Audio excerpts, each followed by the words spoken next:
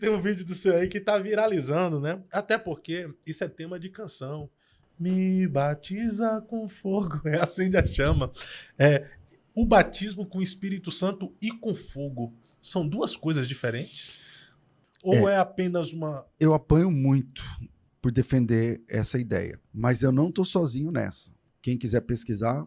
Mas o senhor nunca pensou em mudar dessa ideia que o senhor tem? O texto é muito claro, não abre margem. Por exemplo, vamos lá. A pergunta que ele fez, eu vou abrir o texto bíblico, a pergunta que você fez é o seguinte: batismo com o Espírito Santo e batismo com fogo são coisas distintas? Vamos lá.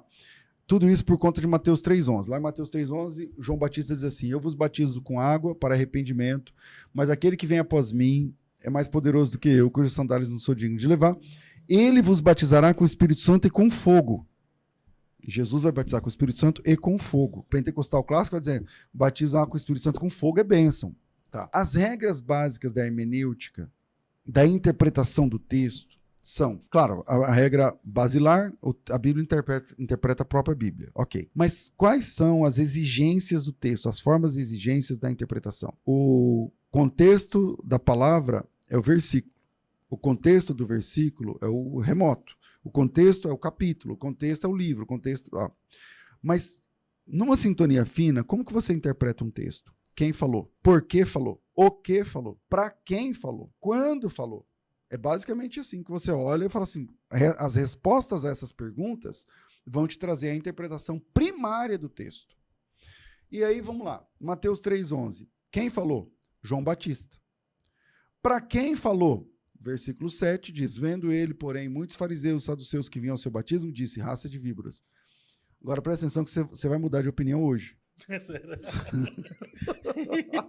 Vamos lá. Quem que você acha que é o fogo ali? É o quê? O Espírito Santo. Batizará com o Espírito Santo e com fogo. Não tem nenhuma vírgula ali que separa essa questão com fogo, né? O texto grego não tem vírgula, mas vamos lá.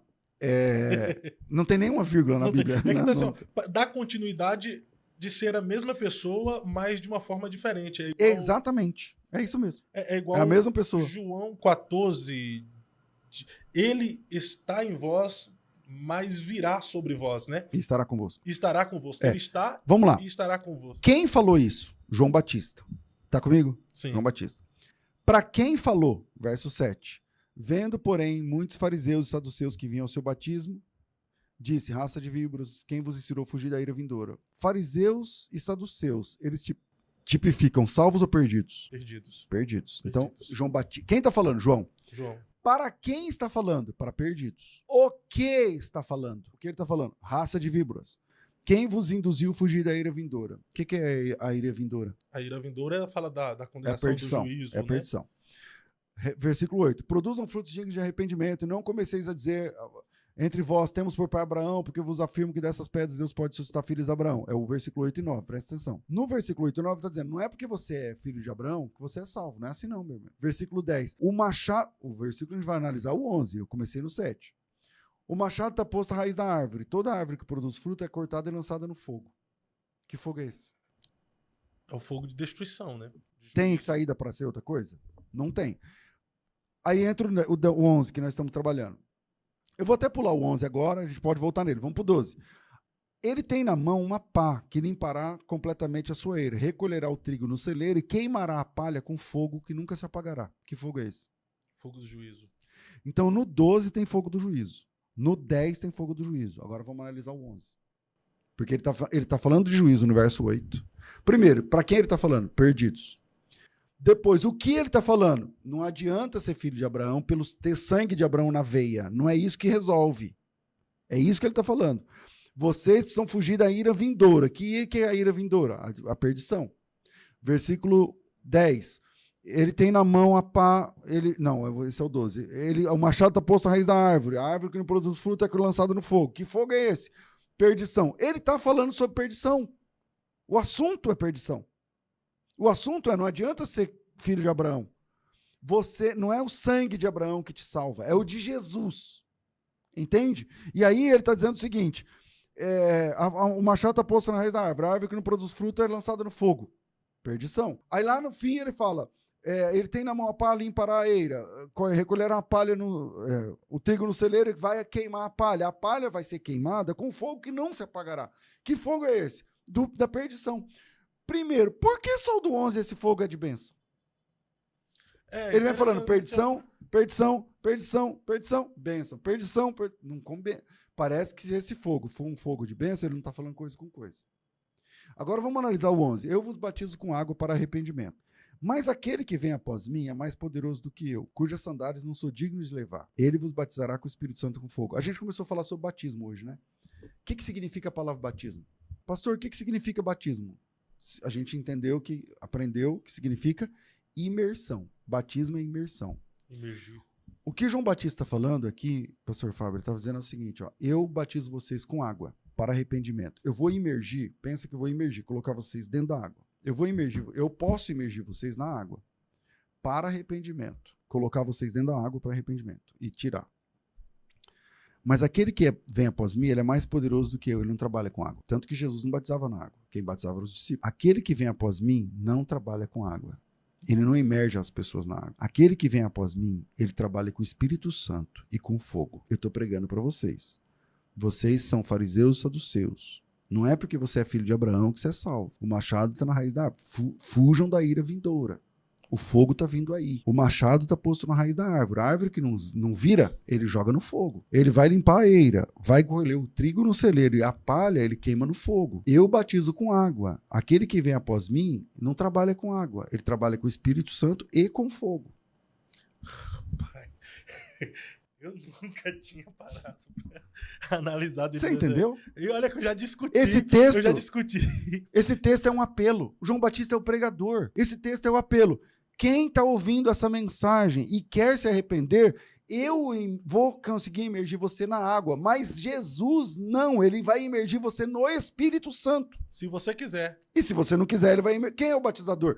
Quando a gente fala de batismo com o Espírito Santo, quem é o batizador? Jesus. Tá, e quem vai colocar a pessoa no inferno eternamente no final? Jesus. Ele também é o batizador.